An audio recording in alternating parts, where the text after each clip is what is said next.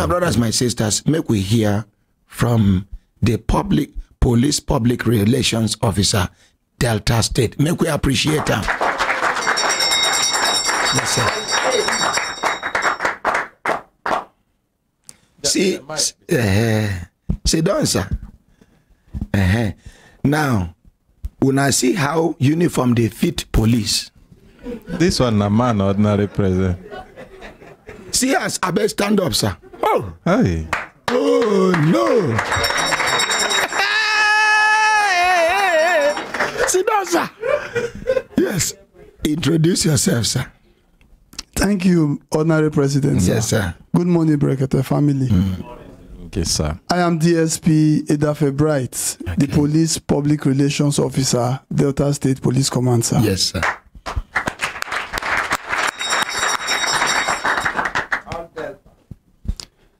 I am super excited to be here. I will make a use speech in talker. Anyone way you will use. Okay. I did over excited. If you like, here. add Urobo. Confirm, sir. Me na Urobo man, sir. So I did so happy to be here. Number one, be say, since I was appointed as a police spokesperson for Delta State Command, I take advantage of every opportunity to talk to the people. I came to Abuja 3 days ago. I've been to police radio. I've been to Radio Nigeria. And as God will have it, I am here.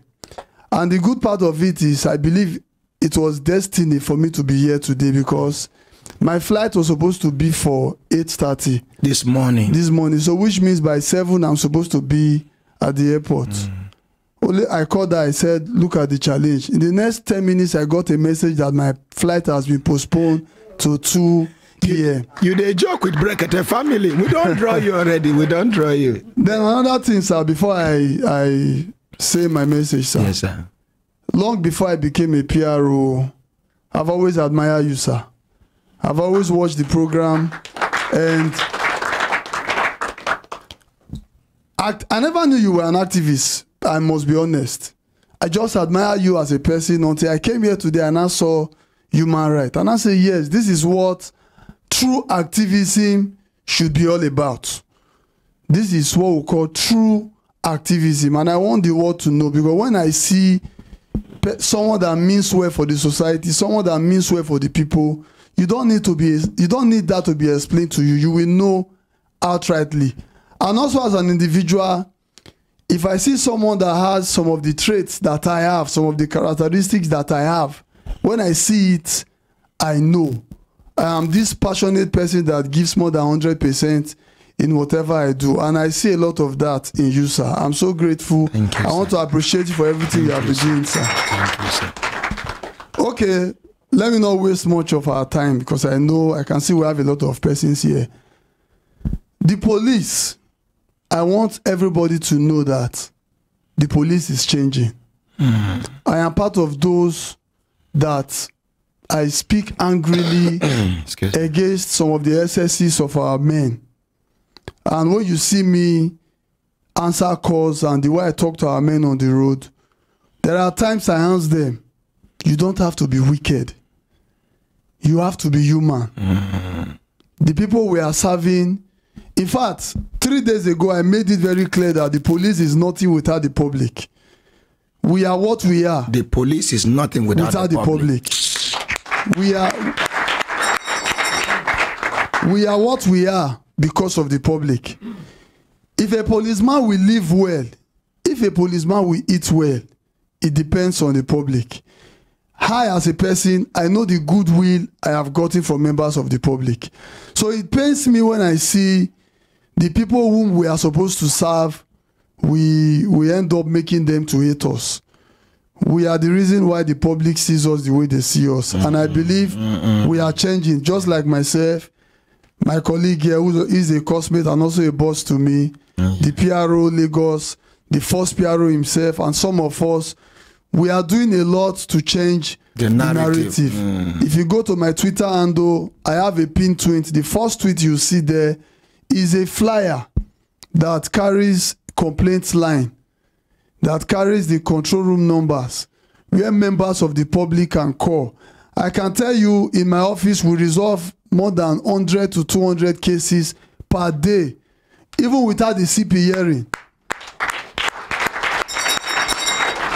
The person handling the complaint line, I told her that you have the power to call a DPO, you have the power to call the area commander. Just let them know this is the complaint line. And as God will have it, some of these complaints will be resolved without even me knowing. I don't care how it is done. My own is let it be done. Let members of the public be satisfied with what we are doing. Then also, sir, I want members of the public to see the police as their friend. I'm so happy when you said the police is your friend. And when you, as you said it, I believe people that are watching who are having a wrong perception about the police, they will start changing their perception. Police is not my friend. Police is part of my life. Thank you so much, sir. Thank you so much, sir. I'm telling you. Thank you. I'm so honored. It disturbs me when I see a police or the police being disrespected. It disturbs me more than some police officers. I have ended my relationship with a lot of people because of police. Even, you see, today, people can hear you admit that the police is responsible for the perception members of the public have of them. That is owning up. That is being responsible. I don't know if you understand what I'm saying. Now, and that gives us a lot of hope. Thank you. And he has even mentioned it that there is this transformation that is going on. Ongoing. Not a one-off. And then, you know, when people talk about NSAS, I did tell them, I say, if to say responsible people go understand the damage we NSAS protests don't do to our children's morals, they go cry. NSAS protest started genuinely, but hijacked by Yahoo boys, Yahoo Plus boys, outlaws, children will no get home training. People when we say then be enemies of the society, they hijack them, turn into something else.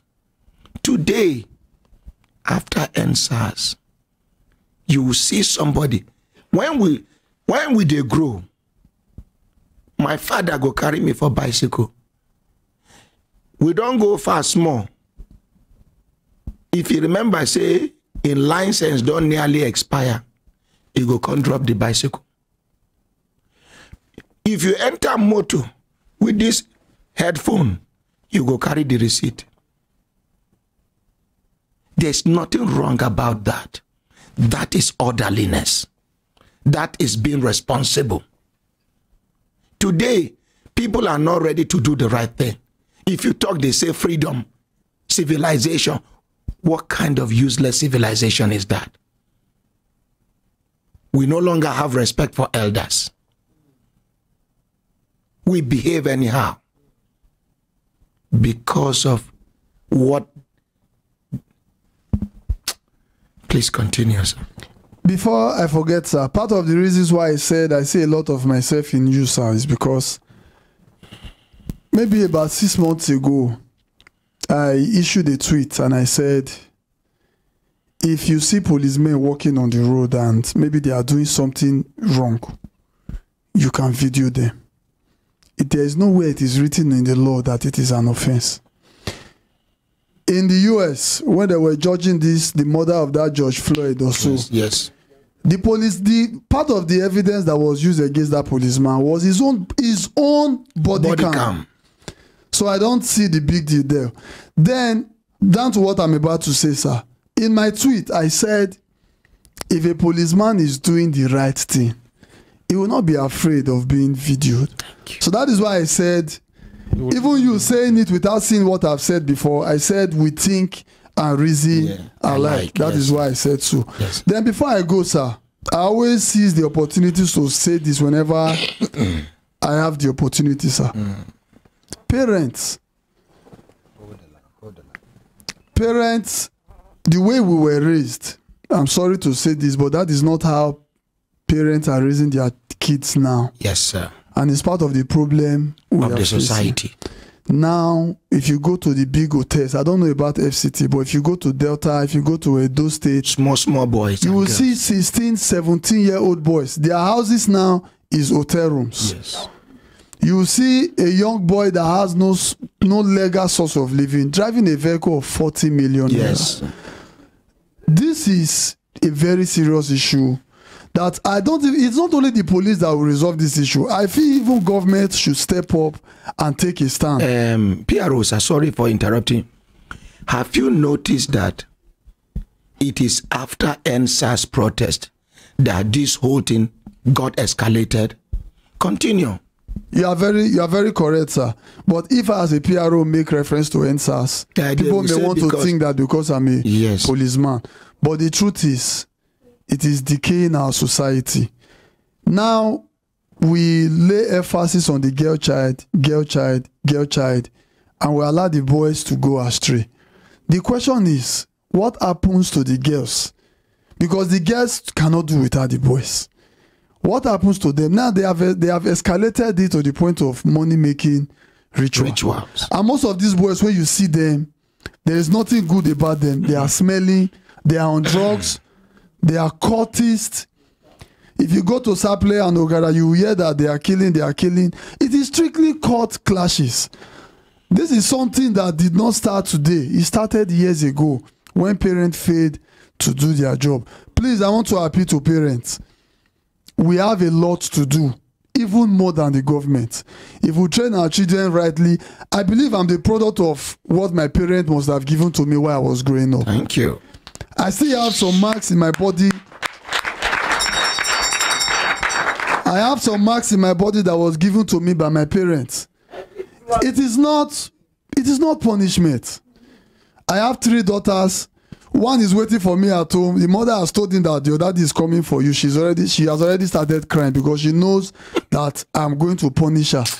Train up a child the way the child should go.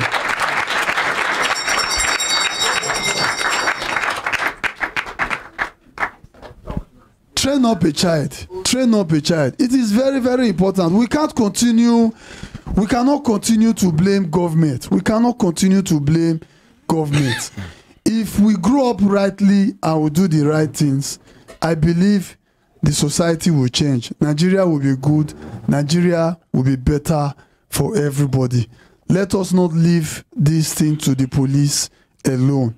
We all have a part to play. We all have our own responsibility and we should carry it out. Honorary President, sir, I'm so grateful for this opportunity. Thank you very much. God bless you, sir. Before you go, I'm going to take this call. Then before you go, you're going to shout 3 Hembelembe. Hello, good morning, Barrister Hindu. Good morning, my Honorary President. Sorry for your cold. In solidarity, I'm going to talk like you. In solidarity. Good morning, everybody in the studio. From my experience, I have noticed that if you're interacting with a policeman, the way you carry yourself, in most cases, is the way you will be treated. You treat him with respect, he will give you respect. There are a few cases that are not like that. But I know from my own interactions with policemen, we end on a jovial note in most cases. Because I respect them, I know what they are there for, I respect their office and their uniform. So that is one. And then Mr. Idafe, Mr. Brekete, it's a pleasure to have you with us. I encounter you on Twitter a lot. And I must say you're up and doing. Our sister who looks very good in uniform, Sister Josephine. She said not fine, she's fine. No, she said not fine, she's fine. You're fine, you know, but we have to, you understand, we have to lay low. So you people are doing a wonderful job.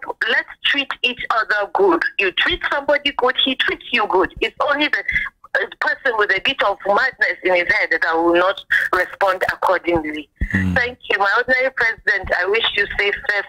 Soonest recover. Sorry. Thank you very much. You're welcome. Bye-bye.